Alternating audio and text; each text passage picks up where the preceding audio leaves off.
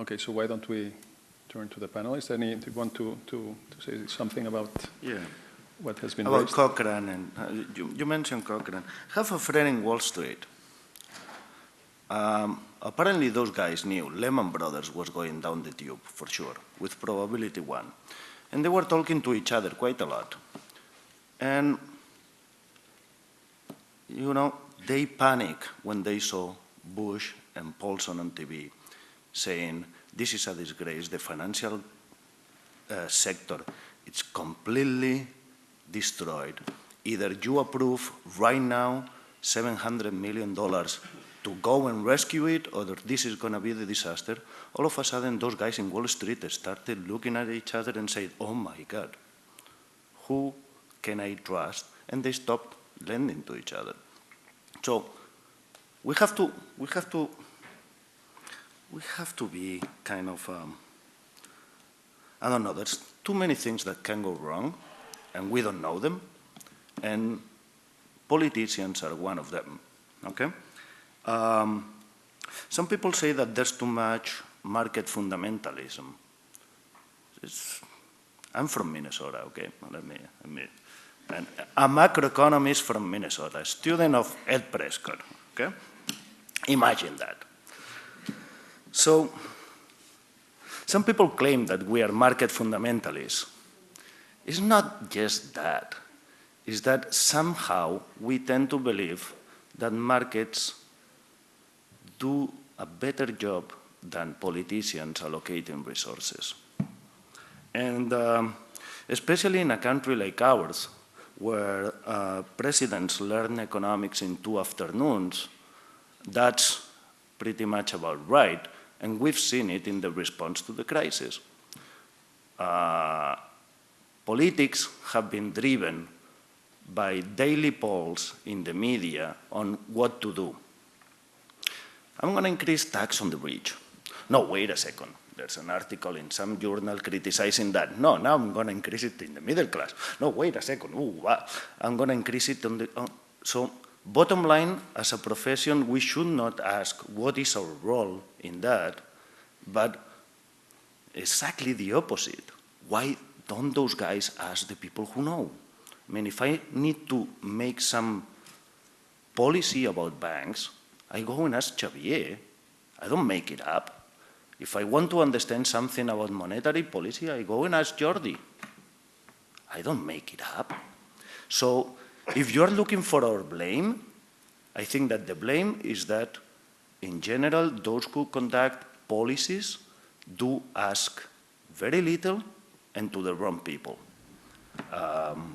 Wow, what a statement.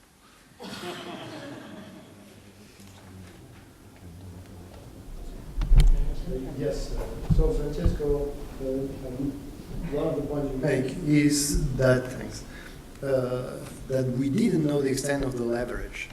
And that's where it's really difficult. You have different regulators, you have globalization, and you have this shadow banking. So that what we have discovered is that everything was connected, but we have defined the banking system, and that was great. We haven't seen that just beyond the banking system was the shadow banking, and that the connections were there, and that the credit default swaps were all written by AIG, so all the risk was concentrated there. And all this vision, all this, nobody had a clear-cut view of the whole set of risks that were interconnected. And I think that now there is this idea of having somebody, some regulatory body, macro regulation. At the ECB there will be a division on macro-prudential regulation and so on, so as to take a little bit into account this. But still, competition between regulators will, no problem, lead us to the minimum level of regulation. And so this is something we have to know, because then in 10 years we will take away all the regulation that will come in the next 2 years. So we go back to the same problems, I'm afraid. And leverage, of course, there was Basel II, and Basel II said, well, you have a lot of leverage. Deutsche Bank had a leverage of 50. That's, his assets were 50 times its equity, which is incredible. But of course, risk-weighted, it was right on the. And so we believe that the leverage was the one defined by Basel II.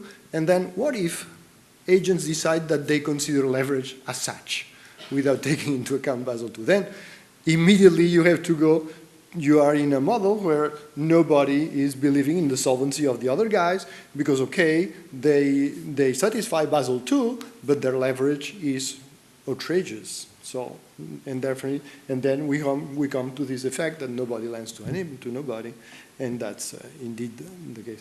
Then there is another thing. We definitely were taken by surprise, and as Xavier mentioned, and I think that the whole thing, and we have learned from that, is these amplifying effects, right?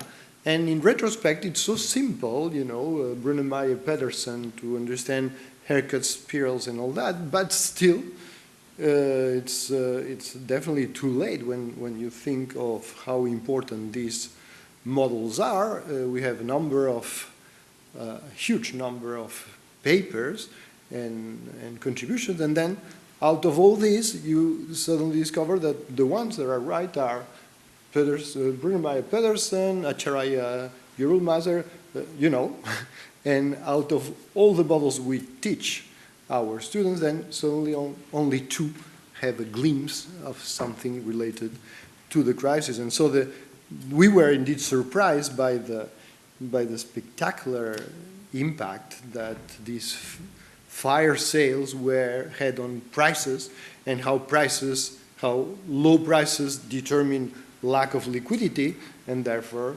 this spiral was definitely difficult to predict.